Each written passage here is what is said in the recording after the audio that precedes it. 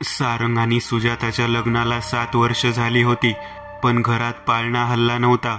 सगळे डॉक्टर करून झाले, औषध गोळ्या, इतकंच काय देव नवस सगळं झालं, पण कशाचाच उपयोग होत नव्हता. सारंग एका कंपनीत चांगल्या हुद्द्यावर कामाला होता. पैशाची कमी नव्हती. सुजाता गृहिणी होती. सारंग त्याच्या आईवडिलांचा एकुलता एक मुलगा होता, त्यामुळं पाळणा हलणं किती महत्त्वाचं होतं हे तो जाणून होता. नातवाचं तोंड पाहण्याच्या आशेत वडील 6 महिन्यापूर्वीच वारले होते आणि आता आई पण थकली होती. त्यामुळे आता मूल दत्तक घ्यायचं या निर्णयावर सारंग आणि सुजाता पोहोचले. आई पण तयार झाली. आज सकाळी सकाळीच ते एका अनाथाश्रमात पोहोचले. तिथं गाडी पार्क करून दोघं आत असलेल्या ऑफिसमध्ये आले. या, मी तुमचीच वाट पाहत होते. चला आपण मुलांना भेटायला जाऊ, असं म्हणून आश्रमातल्या बाई त्या दोघांना आश्रमातल्या मुलांच्या इथं घेऊन आल्या. ही शीतल, ही 10 वर्षाची आहे. हा राजू, हा 12 वर्षाचा आहे. ही प्रीती, ही 10 वर्षांची आहे. बाई एक एक करत मुलांची ओळख करून देत होत्या. बघा, तुमचा निर्णय झाला की सांगा, असं म्हणून त्या निघून गेल्या. अरे, इथं सगळी मुलं मोठी आहेत.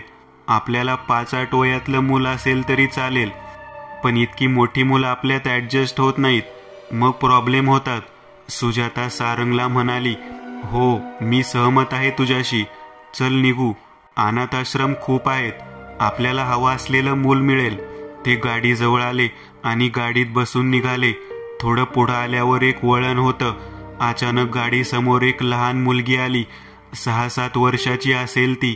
सारंगने ब्रेक मारला, पण तिला हलका धक्का लागलाच गाडीचा. ती पडली. सारंग आणि सुजाता गाडीतून उतरले. सुजाताने तिचं डोकं मांडीवर घेतलं. ती खूप गोंडस मुलगी होती. 3 फूट उंची, गोरा रंग, बोलके डोळे, गालावर एक तीळ, मळके कपडे. तिच्या खांद्याला एक पिशवी होती, त्यात तिचं सामान असावं. बाळा, लागलं नाही ना तुला? सुजाताने काळजीने विचारलं. मी ठीक आहे, काळजी नका करू. ती मुलगी उठून बसली. बाळ, सॉरी, मी बघितलंच नाही तुला. सारंग म्हणाला, ठीक आहे साहेब, अनाथांना देव पण बघत नाही. तुम्ही तर श्रीमंत लोक, तुम्हाला आम्ही कसे दिसणार? मी ठीक आहे, ती मुलगी म्हणाली. तिचं वाक्य सारंगच्या मनात घर करून गेलं. नाव काय तुझं बाळ? सुजाताने प्रेमाने विचारलं. मी पायल, ती म्हणाली. कुठं राहतेस? सारंगने विचारलं. मी इथेच, समोरच्या फुटपाथवर. का, तुला आई बाबा नाहीत? सुजाताने विचारलं. होते, पण ते या जगात नाहीत. मी इथं माझ्या मामाबरोबर आले होते, पण तो सुद्धा मला रेल्वे स्टेशनवर सोडून गेला. तो आलाच नाही. तेव्हापासून मी सिग्नलवर भीक मागून जगते. सुजाताच्या डोळ्यात पाणी आलं. सारंगकडे बघत ती म्हणाली, सारंग, काय विचार आहे तुझा? सारंग समजून गेला. ठीक आहे, तुला वाटतंय ना, नो प्रॉब्लेम. बाळ, आमच्या बरोबर येशील आमच्या घरी? सॉरी, आपल्या घरी. सारंग म्हणाला. मला काम द्याल साहेब? ती निरागसपणे म्हणाली. हो, तुला खूप काम करायचंय आता. खूप खेळावं लागेल, खूप अभ्यास करावा लागेल, शाळेत जावं लागेल. सारंग हसत म्हणून गेला. म्हणजे? तिने पुन्हा विचारलं. म्हणजे तू आता आमची मुलगी आहेस, आम्ही तुझे आई बाबा. चालेल ना तुला? सुजाता डोळे पुसत म्हणाली. खरंच? पायल आनंदित होत म्हणाली. चला घरी जाऊ, तुझी आजी वाट पाहत असेल. असं म्हणून ते गाडीत बसले. गाडी निघून गेली. घरी यायच्या आधी त्यांनी तिच्यासाठी खूप सारे कपडे आणि खेळणी घेतली. ते सगळं घेऊन ते घरी आले. ते एका मोठ्या बंगल्यात राहत होते. घरी आल्या आल्या आजीबरोबर तिची ओळख झाली. आजीला ती पहिल्या नजरेतच आवडली. मग तिला सुजाताने घर दाखवलं आणि तिची खोली पण दाखवली. तिला खूप आवडली. ती पण त्या घरात रमली होती. 2 दिवस खूप छान गेले. 3ऱ्या दिवशी सारंग रात्री उशिरा घरी आला. जवळपास रात्रीचे 12 वाजले होते. दिवसभर त्याने पायलला बघितलं नव्हतं, म्हणून तो तिच्या रूमकडे आला. तिच्या रूमची लाईट बंद होती, दार पण बंद होतं, पण आतून पायल हळूच कुणाशी तरी बोलण्याचा आवाज येत होता.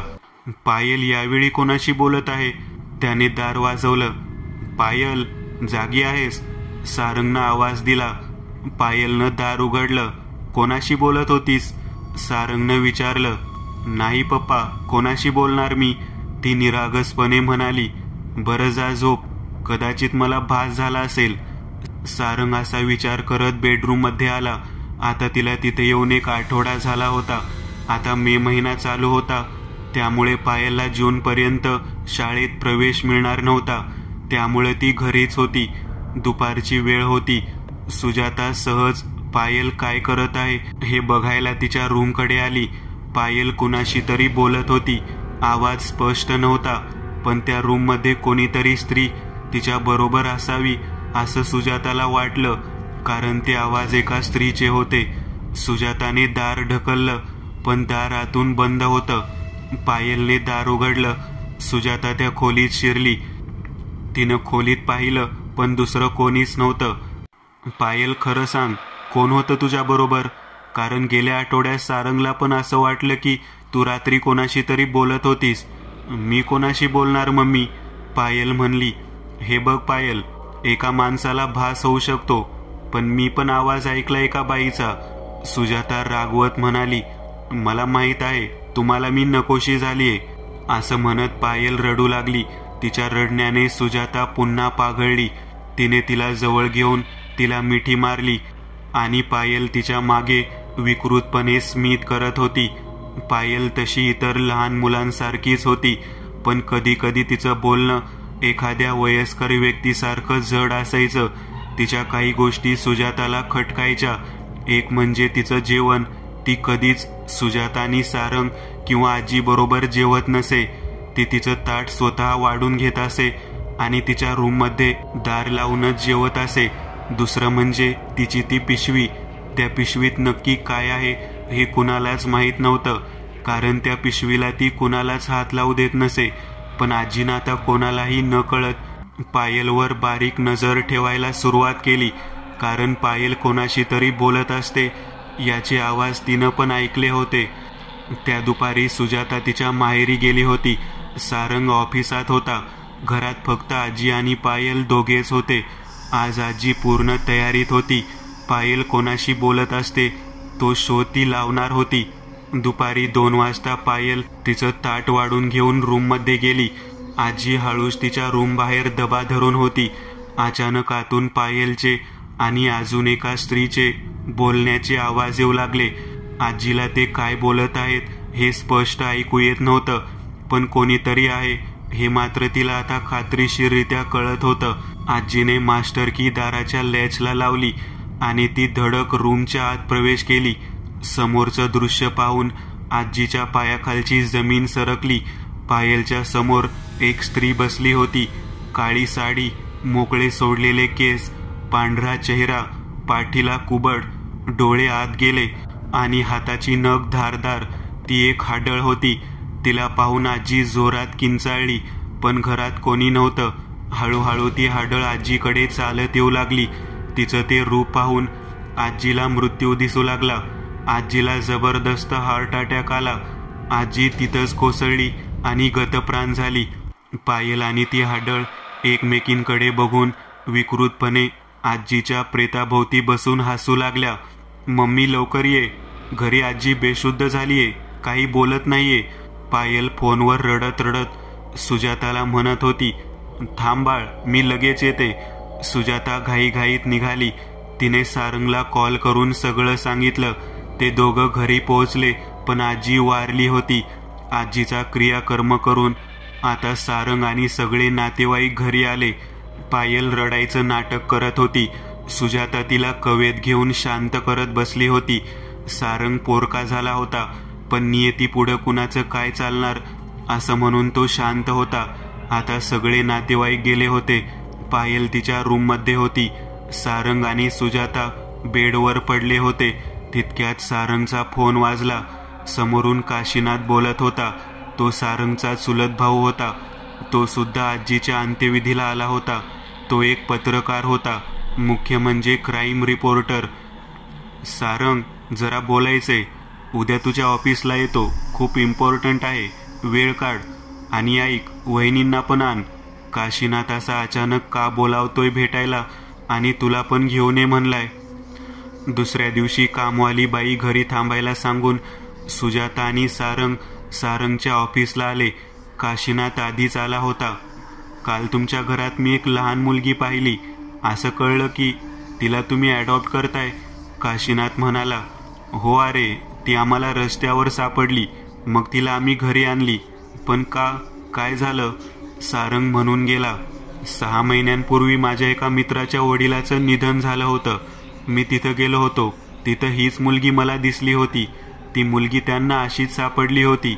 हळूहळू त्या घरातलं एक माणूस मेलं आणि नंतर ती मुलगी परत कुणालाच दिसली नाही. ती मला तेव्हा दिसली होती. ती थेट काल मी तिला पाहिली. अरे पण ती म्हणाली तिला आई वडील नाहीत. तिचा मामा तिला स्टेशनवर सोडून गेला. आणि तुला काय म्हणायचंय की तुझ्या मित्राचं कुटुंब या इतक्या लहान मुलीने संपवलं? पटण्यासारखी गोष्ट नाही. बरं, जर असं काही नसेल तर ठीक आहे, पण सावधान राहा तुम्ही दोघं. काशीनाथ तिथून निघून गेला. सुजाताला मात्र काशीनाथच्या बोलण्यात तथ्य वाटलं. तिने आज ठरवलं की पायलवर नजर ठेवायची. ती घरी आली आणि तिने सारंगला सांगितलं की पायलला बाहेर फिरायला घेऊन जा. आधी पायल नको नको म्हणत होती, पण शेवटी सुजाता समोर तिचा नाईलाज झाला. सारंग तिला मॉलमध्ये घेऊन गेला. आता घरात सुजाता एकटीच होती. ती पायलच्या रूममध्ये गेली आणि तिची पिशवी शोधू लागली. पण ती पिशवी तिला कुठेच सापडली नाही. आणि म्हणून मग ती पिशवी बेडखाली असेल म्हणून ती बेडच्या खाली वाकली. बेडच्या खाली ती पिशवी होती. तिने ती पिशवी बाहेर काढली आणि त्यातलं सामान बाहेर काढलं. ते सामान काढायला तिने पिशवी उलटी केली आणि तिला हादराच बसला. त्या पिशवीत एक अल्बम होता. त्यात वेगळ्या वेगळ्या कुटुंबातील लोकांचे ग्रुप फोटो होते, पण पायल त्यात कुठे नव्हती. एक डायरी होती. त्यात विचित्र आकृत्या काढल्या होत्या आणि कुठल्या तरी वेगळ्याच लिपीत काहीतरी मजकूर होता. आणि त्या पिशवीत काही मानवी हाड होती. ते सगळं पाहून ती घाबरून गेली होती. आता ती त्या खोलीतून बाहेर येण्यासाठी मागे वळली आणि तिची दातखिळीच बसली, कारण मागे एक भयंकर स्त्री उभी होती. ती तीच हाडळ होती जिने आजीचा जीव घेतला होता. काय शोधतीयेस? मी मदत करू का? तिचं ते हसणं अंगावर काटा आणत होतं. सारंग आणि पायल आता घरी आले. सुजाता कुठे आहेस? आम्ही आलोय, सारंगने आवाज दिला. तो तिला घरभर शोधू लागला आणि तो किचनमध्ये आला. समोरचं दृश्य वेदनादायी होतं. सुजाताचं प्रेत किचनच्या छताला लटकलेलं होतं. तिचे डोळे उघडे होते. तिचे डोळे सांगण्याचा प्रयत्न करत होते की मृत्यूपूर्वी तिने काय भयंकर प्रकार पाहिले. पोलीस आले. सगळे सोपस्कार झाले. आता मात्र सारंगचं आयुष्यच बर्बाद झालं. काशीनाथ परत त्याला तेच सांगायला त्याच्या ऑफिसला आला होता. सारंगला पण काहीतरी तथ्य वाटत होतं, पण निराशेमुळे तो हताश झाला होता. हे बघ सारंग, तुझा जीव पण धोक्यात आहे. अरे ती मुलगी एकटी नसेल, त्यांची एखादी गँग असेल. आपण काहीतरी पुरावे गोळा करू. पाहिजे तर तिला दमदाटी करून सगळं सांगायला लावू. मग पोलीस बोलवू.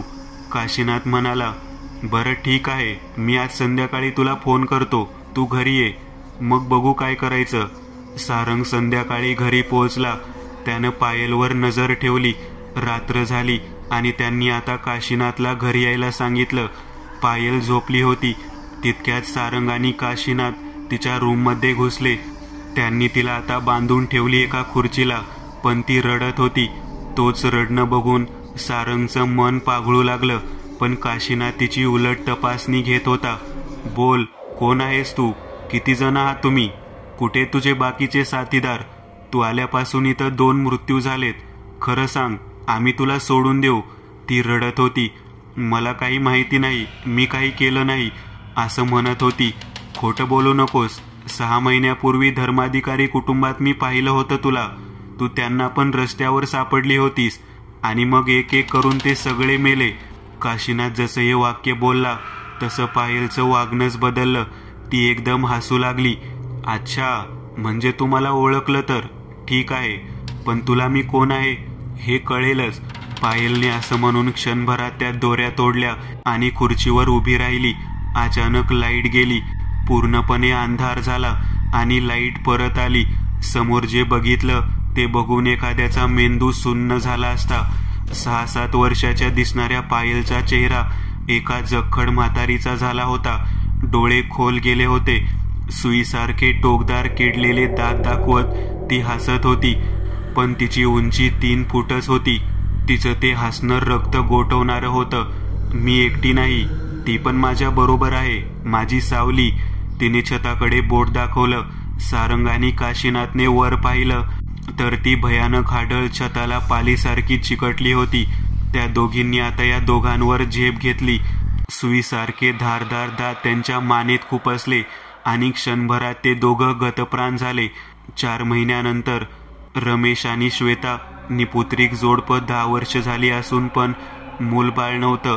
दत्तक मूल घेण्यासाठी ते एका अनाथाश्रमात चालले होते. गाडी बंगल्याबाहेर काढायला रमेश गाडीत बसणार इतक्यात एक सुंदर गोंडस मुलगी त्याला बंगल्याच्या गेट समोरच्या फुटपाथवर झोपलेली दिसली. त्याने श्वेताला बोलावलं. श्वेता आणि रमेशने तिथं जाऊन तिची विचारपूस केली आणि तिला दत्तक घ्यायचं म्हणून नक्की केलं. ते तिला बंगल्याच्या गेटमधून आत घेऊन घरात चालले होते आणि ती मागे वळून बघत होती तिच्या मैत्रिणीकडे. रमेश आणि श्वेता आता खूप खुश होते कारण पायल त्यांच्या आयुष्यात आली होती. पण पायलचं येणं रमेशची छोटी बहीण रीनाला फार आवडलं नव्हतं. एकतर पायलचं वागणं तिला खोटं खोटं वाटायचं. कायम हसत खेळत असल्याचं दाखवत पायलनं घरातील सगळ्यांना म्हणजे रमेश, श्वेता, रमेशचे आईवडील यांना लळा लावला होता. पण रीनाला तिचं ते वागणं वरवरचं वाटायचं. पायल नेहमीप्रमाणे रुळली होती पण यावेळी तिचा मानस वेगळाच होता. तिच्या मनात यावेळी खूप भयंकर असं काहीतरी होतं. कारण ज्या चंद्रग्रहणाची ती गेले 500 वर्ष वाट पाहत होती ते आता येणार होतं. चंद्रग्रहणाला आज बरोबर 13 दिवस बाकी होते. त्या रात्रीत रीनाला अचानक तहान लागली आणि जाग आली. ती किचनमध्ये पाणी पिण्यासाठी आली. फ्रीजमधून पाण्याची बाटली घेऊन तिने पाणी पिलं आणि बाटली परत ठेवून ती तिच्या बेडरूमकडे जाऊ लागली. पण तितक्यात तिला गच्चीवर कोणीतरी गेल्यासारखं वाटलं. एवढ्या रात्री गच्चीवर कोण जात असेल या विचाराने ती हळूहळू पायऱ्या चढून गच्चीवर आली. गच्चीचं दार उघडं होतं. ती टेरेसवर आली. तिने आजूबाजूला पाहिलं पण कोणीच नव्हतं. आपल्याला भास झाला असावा या विचाराने ती परत फिरली पण तिच्या हातातला फोन खाली पडला. तो फोन उचलून ती उभी राहिली आणि तिची नजर टेरेसवर असलेल्या टाकीवर गेली आणि तिला धक्काच बसला. तिथं पायल पाठमोरी उभी होती आणि तिच्या शेजारी ती भयंकर दिसणारी हाडळ उभी होती. त्या दोघी आकाशातील चंद्राकडे बघून काहीतरी पुटपुटत होत्या.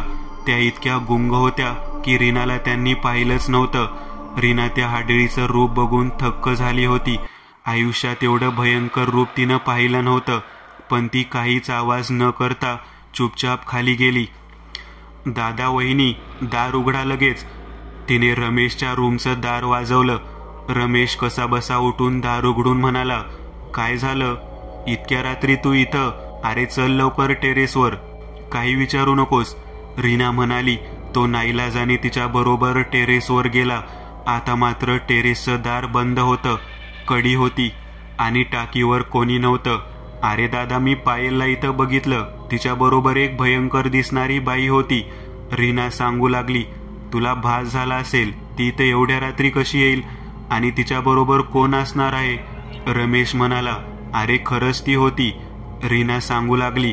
हे बघ रीना, आम्हाला माहित आहे तुला ती आवडत नाही, पण ती लहान आहे. तिच्यावर कसलेही आरोप करू नकोस आणि हॉरर पिक्चर कमी बघ, असले भास होणार नाही तुला. असं म्हणून तो त्याच्या रूममध्ये आला. रीना पण तिच्या खोलीत आली. खोलीचं दार लावून ती बेडवर आडवी झाली. काही क्षणातच तिचा डोळा लागला. पहाटे तिला कसल्या तरी पुटपुटण्याच्या आवाजाने जाग आली. तिने डोळे उघडले आणि तिची दातखिळीच बसली.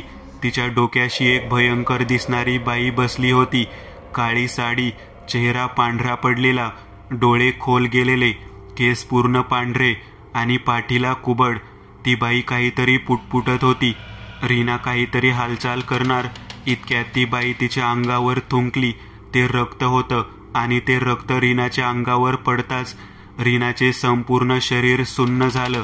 जणू तिला लखवाच मारला असावा. तिची वाचा पण बसली. तिला ओरडता पण येत नव्हतं, ना काही बोलता येत होतं, ना हालचाल करता येत होती. तितक्यात तिने समोर पाहिलं. समोर पाठमोरी बसली होती. ती हळूहळू रीनाकडे वळली आणि रीनाचं हृदयच बंद पडेल की काय असं वाटू लागलं. कारण पायलचं रूपच विचित्र झालं होतं. तिचे हातपाय जरी लहान मुलीचे दिसत होते, पण चेहरा एका 100 वर्षाच्या म्हातारीसारखा झाला होता. सुरकुतलेला, केस विचित्रपणे पिंजारलेले, डोळे हिरवे. पायल हळूहळू रीनाकडे आली आणि तिच्या छातीवर बसून किंचाळू लागली. त्या किंकाळीने रीनाचं हृदयच बंद पडलं आणि ती जागीच गतप्राण झाली. नेहमी 7ला उठणारी रीना आज 10 वाजले तरी रूम बाहेर आली नव्हती. म्हणून मग तिच्या आईने दरवाजा वाजवायला सुरुवात केली, पण काहीच प्रतिसाद आला नाही. मग रमेशने दार तोडलं. रीनाचा अकाली मृत्यू झाल्याने घरातले सगळेच थक्क झालेले. आईबाबांना तर धक्काच बसला होता. पोस्टमॉर्टममध्ये सिव्हिअर हार्ट अटॅक येऊन ती मेली असं समजत होतं. अचानक झालेल्या या आघाताने घर एकदम शांत झालं होतं. पायल मात्र आतून खुश होती, कारण चंद्रग्रहण आधी तिला पहिला बळी मिळाला होता. आणि पायलला सगळं सुकर वाटत होतं, कारण तिची काळी शक्ती वाढली होती. रमेश पवनला कळवायला पाहिजे रीना गेल्याचं. बाबा रमेशला म्हणाले, बाबा खरं आहे तुमचं, पण त्याला कुठे शोधणार, कसा कॉन्टॅक्ट करणार? 5 वर्ष झाली त्याला घर सोडून. जर खरंच यायचं असते तर कधीच आला असता. हो रे, तू म्हणतोयस ते पण खरं आहे. कुठल्या जन्माचे भोग आहेत देव जाणे. बाबा हाताश होत रूममध्ये निघून गेले आणि तितक्यात रमेशचा फोन वाजला. हॅलो रमेश, वैकुंठ स्मशानभूमी पोच लगेच, मी आलोय. ही वाक्य बोलून फोन कट झाला. रमेशला कळून चुकलं होतं की फोन कुणाचा आहे. ते काहीतरी भयंकर होणार आहे हे तिला समजून चुकलं होतं. रमेशने गाडी काढली आणि तो त्वरित वैकुंठ स्मशानभूमीत पोहोचला. तसं तिथं कोणी येत जात नसे, कारण शहराच्या बाहेर होती ती स्मशानभूमी. रमेश गाडी बाहेर लावून आत आला. तिथे एक भगवा पंचा गुंडाळीला माणूस उभा होता. आपण रमेशराव का? गुरुजी आपलीच वाट पाहत आहेत, या माझ्या मागे, असं म्हणून रमेशला घेऊन तो स्मशानाच्या एकदम आतल्या बाजूला आला. समोर एक छोटी झोपडी होती. ते त्या झोपडीच्या जवळ आले. इथं बूट काढा, मोबाईल, पाकिट, बेल्ट इथं बाहेरच काढून आत जावा. रमेश सगळ्या गोष्टी बाहेर ठेवून त्या झोपडीच्या आत आला. समोर कोपऱ्यात एक आघोरी साधू बसला होता. अंगाला राख फासलेली होती, बळकट शरीर, लांब केसांच्या जटा. पवन, तू कसा आहेस? कुठं होतास? रमेश काळजीने विचारू लागला. मला काही विचारू नकोस, मी आता आघोरी साधू झालोय. मी आलोय तेही एका कारणासाठी. मला समजलं की रीना गेली आहे आणि तुम्ही सगळे पण संकटात आहेत. खूप भयंकर संकट आहे तुमच्यावर. तुमच्या घरावर हाडळीचा सावट आहे. आता एक कर, पहिलं म्हणजे मी तुला भेटलो हे कुणालाच सांगायचं नाही. बाबांना फोन कर आणि काहीतरी कारण सांगून त्यांना, आईला आणि तुझ्या बायकोला इथं बोलावून घे. पण ऐक, अजून कोणालाच घेऊन यायला सांगू नकोस. कोणीच नाही, फक्त ते तिघे. पवन म्हणाला. पण रमेश काही बोलणार इतक्यात पवन ओरडत म्हणाला, तुला सांगितलं ना, प्रश्न विचारायचे नाही, शंका काढायच्या नाहीत. जगायचं असेल तर जे सांगतोय ते कर. बरं म्हणून रमेश बाहेर आला. त्याने बाबांना लगेच सांगितलं. पण श्वेता पायलला एकटी ठेवून जायला तयार नव्हती आणि त्यामुळं तिने पायलला पण गाडीत बसवलं आणि ते सगळे त्या वैकुंठ स्मशानाकडे निघाले. आता स्मशान जवळ येऊ लागलं. श्वेता गाडीच्या मधल्या सीटवर बसली होती आणि पायल तिच्याही मागे असलेल्या शेवटच्या सीटवर होती. अचानक श्वेताचं लक्ष मागच्या सीटवर गेलं आणि तिला समजेनाच की काय चाललंय. ते दृश्य विचित्र होतं आणि भयंकर पण. त्या स्कॉर्पिओ गाडीचा मागचा दरवाजा उघडा होता आणि गाडीच्या मागे ती हाडळ पळत होती. ती विचित्र आवाजात पायलला गाडीच्या बाहेर ओढायचा प्रयत्न करत होती. श्वेता जोरात किंचाळली आणि पायलने तिच्याकडे वळून पाहिले आणि स्वतःचे खरे रूप दाखवले, ज्यात तिचा चेहरा एका म्हातारीचा होता पण शरीर लहान मुलीचं. ते पाहून श्वेताला धक्काच बसला. पायल विक्षिप्तपणे हसत गाडीतून बाहेर उडी घेत हाडळी बरोबर काही क्षणात नाहीशी झाली. ते दृश्य या बाबांनी पण पाहिलं होतं. त्यांची तर दातखिळीच बसली होती. पण ते थांबले नाहीत. गाडी स्मशानाच्या बाहेर येऊन थांबली. ते हळूहळू त्या झोपडीकडे आले. झोपडीच्या बाहेर पवनला आणि रमेशला बघून बाबा आणि आईला तसा आनंद पण झाला होता, पण पायल ते रूप आणि घडलेली घटना बघून ते शांतच राहिले. श्वेताने कसं तरी घडलेला प्रकार रमेशला सांगितला. ती मुलगी नाहीये, ते पिशाच आहे. आपल्याला इथं आज पिशाच नाशिनी यज्ञ करायचा आहे. त्याआधी मला गाडीची तपासणी करावी लागेल, असं म्हणून पवन आणि त्याचा शिष्य गाडीच्या दिशेने आले. पवनने गाडीच्या मागच्या सीटवर नीट बघितलं आणि त्याला तिथे एक अर्धा पांढरा आणि अर्धा काळा असा केस सापडला. त्याने तो केस घेतला आणि तो पुन्हा झोपडीकडे आला. पुढे त्यांनी यज्ञाची सगळी व्यवस्था केली होती. हळूहळू आता संध्याकाळ होऊ लागली होती. खूप मोठा यज्ञ होता तो, त्यामुळं खूप तयारी करावी लागत होती. शेवटी काही वेळाने पवन यज्ञकुंडाच्या बाजूला बसला आणि त्याने पिशाच नाशिनी यज्ञ सुरू केला. त्याने आवाहन करून अग्नी प्रकट केला आणि त्यानंतर त्याने रमेश, श्वेता आणि आईबाबांना त्या यज्ञाच्या बाजूला बसायला सांगितलं. आता काही झालं तरी हा यज्ञ पूर्ण होईपर्यंत कोणीच उठायचं नाही. अगदी काहीही झालं तरी. त्याने शिष्याला त्याच्या भोवती एक वर्तुळ आखायला एक मंत्रित ऊत दिली. हे वर्तुळ आपलं कवच आहे. ती याच्या आत येऊ शकणार नाही. त्यामुळे तुम्हाला बाहेर खूप भयंकर गोष्टी घडताना दिसतील, पण विचलित होऊ नका. कुलदेवताचं नाव घेत राहा, असं म्हणून पवनने आज्ञाचक्रावर ध्यान लावलं. तो ध्यानात खूप डीप गेला. काही मिनिट उलटली आणि त्याने ताडकन डोळे उघडले. भयंकर आहे हे सगळं. ती 500 वय वर्षाची आहे. ती एकटी नाहीये, तिच्याबरोबर एक जखीन पण आहे. त्यांनी आजवर 111 कुटुंब खाल्ली आहेत. पवन सांगत होता. रीनाचा जीव पण त्यांनीच घेतलाय. ते ऐकत असताना सगळे चाट पडले होते, कारण पायलचं निरागस रूप किती किळसवानं होतं हे त्यांना कळलं होतं.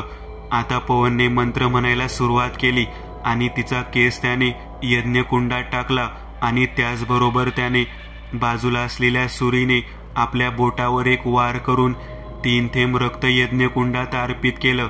काही क्षणातच वातावरण बदलून गेलं. ढग दाटून आले, चंद्र झाकून गेला आणि वेगवेगळे विचित्र रडण्याचे, किंचाळण्याचे आवाज येऊ लागले. जणू काही 50-60 लोक एका वेळी आक्रोश करत असावेत, इतका मोठा तो आवाज येत होता. मम्मी, मला भीती वाटते आहे, चल ना घरी जाऊ, असा आवाज श्वेताच्या कानी पडला. तिने आवाजाच्या दिशेने पाहिलं तर ती पायल होती. तिच्या हातात एक बाहुली होती. ती त्या वर्तुळाच्या बाहेरून श्वेताला बोलवत होती. तिचे ते निरागस रूप जणू श्वेताचं मन पागळवत होतं. श्वेता पण संमोहित केल्यासारखी तिच्याकडे खेचली जाऊ लागली. तितक्यात पवनने अभिमांत्रित उदी पायलच्या दिशेने उधळली आणि श्वेताने एक विद्रूप दृश्य पाहिलं. पायलचा चेहरा एका जक्कड म्हातारीचा होता आणि तिचे हातपाय लहान मुलीचे होते. तिच्या हातातली बाहुली हळूहळू मोठी होत गेली आणि काही क्षणात ती बाहुली ती हाडळीमध्ये रूपांतरित झाली. त्या दोघी विकृतपणे हसत हसत तिथून नाहीशा झाल्या. वातावरणात आता हळूहळू एक प्रकारचा कुबट वास येऊ लागला. पवन मंत्र म्हणत होता आणि यज्ञविधी व्यवस्थित चालू होता. थोड्या वेळाने आईला त्या वर्तुळाभोवती रीना उभी असलेली दिसू लागली. आई, मी आलीये, बघ मी जिवंत आहे, चल इथून, असं म्हणत ती आईला त्या वर्तुळाबाहेर बोलवू लागली. पण आई यावेळी सावध होती. तिला माहीत होतं की ही रीना नाहीये. आई बाहेर येत नाही हे कळताच रीना आता रागात ओरडू लागली, किंचाळू लागली. आई बाहेर ये. आई काही हल्ली नाही. हळूहळू तिचं शरीर लहान लहान व्हायला लागलं आणि ती पायलमध्ये रूपांतरित झाली आणि नाहीशी झाली. आता यज्ञ जवळपास अर्धा झाला होता. काही वेळाने तिथं आजूबाजूला जवळपास 50-60 लोक लांबून येताना दिसू लागली. त्यात काही जुन्या काळातल्या वेशभूषेत होती. ते हळूहळू त्या वर्तुळाभोवती येऊन उभे राहिले आणि जोरजोरात रडू लागले. काही किंचाळू लागले, काही हसत होते, काही जण बडबडत होते. ते सगळे वर्तुळातील सगळ्यांकडे क्रोधाने बघत होते. तितक्यात त्यातील काही जण आत यायचा प्रयास करू लागले, पण त्या वर्तुळाच्या कवचाने त्यांना जाळून टाकले. मग हळूहळू ते सगळे जण बाजूला बसले आणि हळूहळू तिथं एक एक जण राख होऊ लागला. थोड्या वेळाने तिथं कोणीच नव्हतं. काही क्षण झाले असतील. आता त्या वर्तुळाभोवती पायल आणि ती हाडळ दोघी अतिशय अशक्तपणे उभ्या दिसत होत्या. त्या दोघी आता खूप लहान झाल्या होत्या. म्हणजे पायल जवळपास अर्धा फूट उंचीची दिसत होती, तर ती हाडळ 1 फूट उंचीची दिसत होती. बाजूलाच पवनने राखेचं कुंड ठेवलं होतं. त्याने त्यातील राख त्या दोघींवर टाकली. काही क्षणातच त्या दोघी त्या राखेत एकरूप झाल्या आणि त्या राखेतून 2 आकृत्या तयार झाल्या आणि इकडे तिकडे पळू लागल्या. त्यांची शेवटची तडफड होती ती पवनने आता गंगाजल त्यांच्यावर शिंपडलं आणि क्षणभरात त्या राखेतल्या आकृत्या पेटल्या. प्रचंड आक्रोश ऐकू आला आणि सगळं शांत झालं. आता सगळे त्या वर्तुळातून बाहेर आले. आता चला, घरी जावं लागेल, पण लक्षात ठेवा, अजून विधी पूर्ण झालेले नाहीयेत. कोणीही मागे वळून बघू नका, काहीही झालं तरी, पवनने सूचना केली. ते सगळे गाडीत बसले आणि घरी निघाले. रमेश गाडी चालवत होता. पवन आणि त्याचा शिष्य सर्वात मागे बसले होते. रस्ता सुनसान होता, कारण रात्रीचा 1 वाजला होता. दोन्ही बाजूला गर्द झाडी होती. तेवढ्यात रमेशला रस्त्यावर मधोमध एक रांगणारं लहान मूल दिसलं आणि त्यानं गाडीचा वेग कमी केला. ते मूल हळूहळू रांगत पुढं जात होतं. रमेश भांबावून गेला होता. रमेश, गाडी थांबवू नकोस, पवन जोरात ओरडला. रमेशने दचकून एक्सलेटर वाढवला आणि त्या पोराच्या दिशेने गाडी वेगाने पुढे घेतली. जसजशी गाडी त्याच्या जवळ येऊ लागली ते पोर जागीच थांबलं आणि त्याने गाडीकडे बघितलं. ते दुसरं कोणी नव्हतं, ती पायल होती. आता ती परत लहान होत चालली होती. तिने विक्षिप्तपणे आपले दात दाखवत एक जोरदार किंकाळी फोडली. गाडीने तिला जोरदार धडक दिली आणि सुसाट वेगाने गाडी पुढे गेली. तिचं मुंडकं गाडीच्या बोनेटवर पडलं. ते मुंडकं विकृतपणे हसत होतं. ते बघून सगळ्यांची पाचावर धारण बसली. पुढे एका वळणावर ते मुंडकं बॉनेटवरून खाली रस्त्यावर पडलं. काही वेळातच मागून एक ट्रक गाडीच्या बाजूने गेला. यार, त्या ट्रकच्या डाव्या बाजूला ती भयंकर हाडळ लटकलेली होती. ती विक्षिप्तपणे किंचाळत होती. पवन मात्र रमेशला गाडी न थांबवण्याचा आदेश देत होता. पुढं ती पण दिसेनाशी झाली. आता ते घरी पोहोचले होते. घराच्या गेटमधून गाडी आत आली. पुढचं दृश्य भयंकर होतं. घरातली कामवाली सुमनचा शिर बंगल्याच्या मुख्य दारावर टांगलेलं पाहून श्वेताची किंकाळी निघाली. आई तर घामाघूम झाली होती. थांबा, हे होणारच होतं, पवन म्हणाला. ते आता बंगल्याच्या आत आले, पण त्याआधी सगळ्यांनाच खूप घाण वास येऊ लागले. श्वेताने लाईट लावली आणि तिथं जे पाहिलं त्याची कोणी कल्पना पण केली नसेल, कारण बाहेरच्या लिव्हिंग रूममध्ये जवळपास 40-50 मानवी मृतदेह सडलेल्या अवस्थेत पडले होते. दुर्गंधी पसरली होती. तुम्ही इथंच थांबा, तिची खोली कुठे आहे, पवन म्हणाला. वरच्या मजल्यावर राईटची पहिली खोली. तो आणि त्याचा शिष्य वर गेले आणि तिचं सगळं सामान घेऊन आले. म्हणजे ती पिशवी.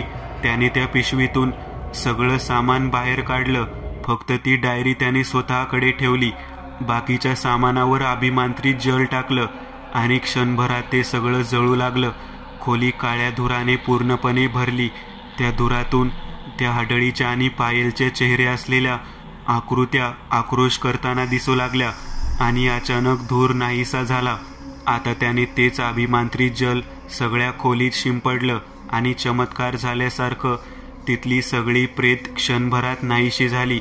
हे सगळं होत असताना वरच्या पायऱ्यांवरून कोणीतरी येताना दिसलं. ते पाहून तर एखाद्याचं हृदय बंद पडलं असते. ते त्यांच्या कामवालीचं शिर नसलेलं धड होतं, पण त्यावर देखील अभिमांत्रित जल शिंपडताच ते जागीच नाहीसं झालं. आता तिथं एकदम शांतता पसरली. पवन आणि त्याच्या शिष्याने आता सगळी लिव्हिंग आणि तिची खोली गंगाजलाने पवित्र केली. रमेश, श्वेता, आई बाबा काहीच बोलायच्या मनस्थितीत नव्हते. आता पवन खाली बसला आणि ती डायरी बघू लागला. त्यातला तो विचित्र मजकूर आणि त्या विचित्र आकृत्या बघून त्याला सगळं समजलं. पवन बोलू लागला. तुम्ही विचार करत असाल की हे सगळं काय होतं आणि ती कोण होती, तर ऐका. 500 वर्षांपूर्वी ती काळी जादू करणारी एक बाई होती, पण सैतानाला बळी देताना तिच्या हातून चूक झाली आणि त्याच चुकीची शिक्षा म्हणून तिचं शरीर लहान मुलीचं झालं, पण चेहरा एका म्हाताऱ्या स्त्रीचा होता. दर 500 वर्षांनी एक विशिष्ट असं चंद्रग्रहण येतं ज्यात असे आत्मे शापमुक्त होऊ शकतात आणि त्यासाठी त्यांना नरबळी द्यावा लागतो. तो नरबळी दिल्यावर बळी दिलेल्या व्यक्तीचं उरलेलं आयुष्य तिला मिळतं.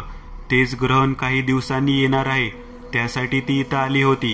तिने 111 कुटुंब गिळलीत. तिच्यामुळे जे जे लोक मरत आले त्यांचं आयुष्य तिला आणि त्या हाडळीला मिळत होतं आजपर्यंत. जर तिचा मानस पूर्ण झाला असता तर ती परत तिच्या आधीच्या रूपात आली असती आणि तिचं आयुष्य अजून 100 वर्षांनी वाढले असते. जी प्रेत इथं होती किंवा बाकी जे काही होतं ते सगळं आपल्या नजरेचा धोका होता. पण आता तिला मुक्ती मिळाली आहे. आता ती परत कोणाचाच बळी घेणार नाही.